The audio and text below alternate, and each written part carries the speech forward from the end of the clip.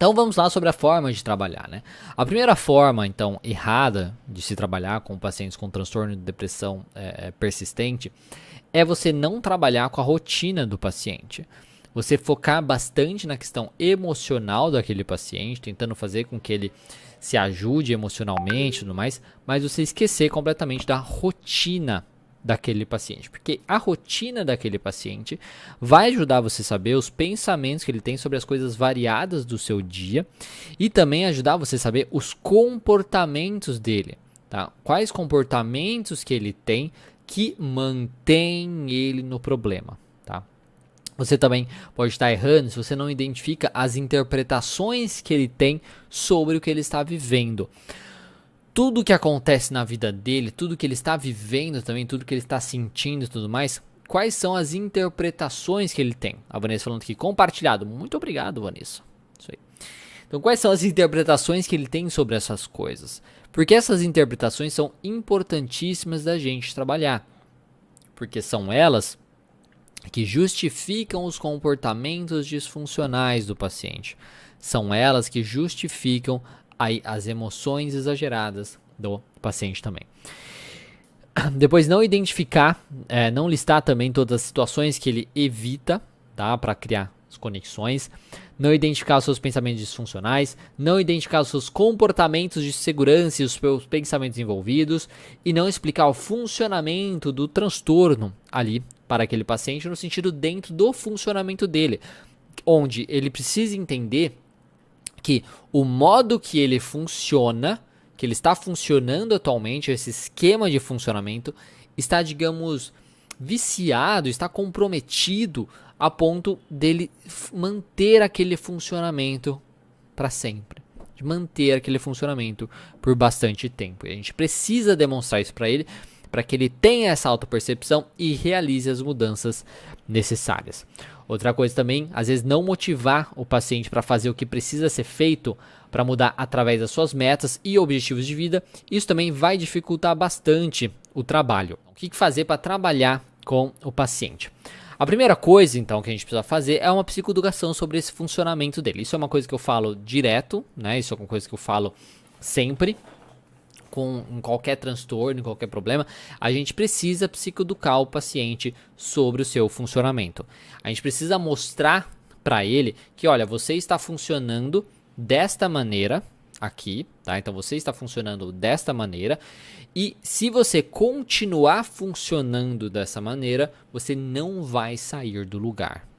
Você não vai sair do lugar. Então a gente precisa trazer os dados, coletar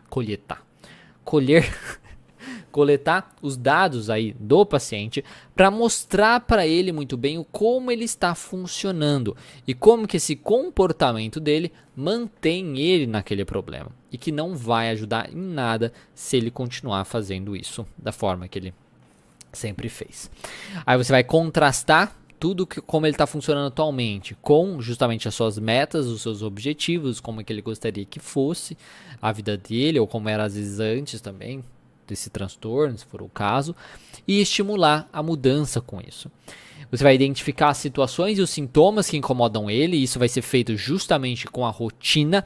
Então você precisa saber a rotina deste paciente, para você entender muito bem quais situações e quais sintomas incomodam ele, e quais comportamentos ele tem que manter ele no problema.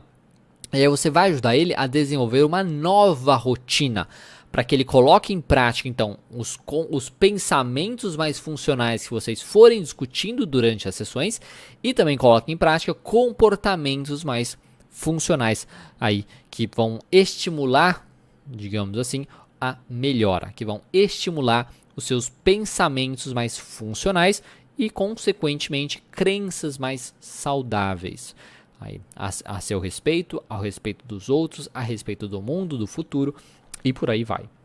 Então a gente precisa muito bem aí identificar o ciclo de manutenção de cada situação que o paciente se envolve, quais pensamentos e comportamentos isso, e entender sobre o transtorno e diferenciar também de uma tristeza. Isso é muito importante de ser feito também. Seja durante o tratamento, seja depois do tratamento, a gente vai fazer isso. diferenciar uma depressão de uma tristeza, porque a tristeza é uma emoção normal que todos nós sentimos e vamos continuar sentindo para sempre. Então o paciente não vai deixar de sentir tristeza, tá? Então a gente precisa fazer essa diferenciação, principalmente quando a gente está falando do processo de alta, porque quando ele sai da terapia, ele precisa entender, poxa, não, eu estou simplesmente triste ou não, estou depressivo mesmo. Eu estou depressivo, os meus sintomas depressivos estão voltando. Então, realizar essa diferenciação do que é uma tristeza normal e do que é justamente uma depressão, seja uma depressão maior, uma depressão persistente, é essencial de ser feito nesses casos. Ele precisa fazer essa diferenciação. Por quê? Porque se não fazemos essa diferenciação, eventualmente ele fica triste com qualquer coisa que seja e ele vê aquilo como um sinal de que sua depressão está voltando. Que, ai meu Deus do céu, está voltando de novo, tá vendo como eu sou inútil, a terapia não funcionou e blá blá blá. Isso pode fazer todo o processo voltar não vai voltar na estaca zero, mas enfim, dá um passo para trás porque o paciente não entendeu a diferença de uma tristeza para os sintomas depressivos. E fazer essa diferenciação é muito importante de ser feito no tratamento com o paciente, tá bom? Ele precisa entender isso para que quando ele se sentir triste, ele fale, não, isso aqui é uma tristeza, tá tudo bem, vai passar, é normal, eu tenho o direito de ficar triste e tudo mais, e fazer essa diferenciação. E aí, como sempre, também escrever as conclusões, realizar adaptações de cada estratégia que a gente colocar em prática e reforçar os ganhos aí do paciente, tá bom? Então é assim que a gente trabalha com um paciente aí com depressão persistente. E aí, você gostou do conteúdo desse vídeo? Porque se você quiser assistir o conteúdo dessa aula na íntegra, basta acessar o meu canal de lives aqui no YouTube. Você pode encontrar o link na descrição e além dessa aula completa, você vai encontrar também muitas outras aulas para te ajudar na sua prática clínica aí da psicologia. Então clica aí embaixo e eu te vejo lá.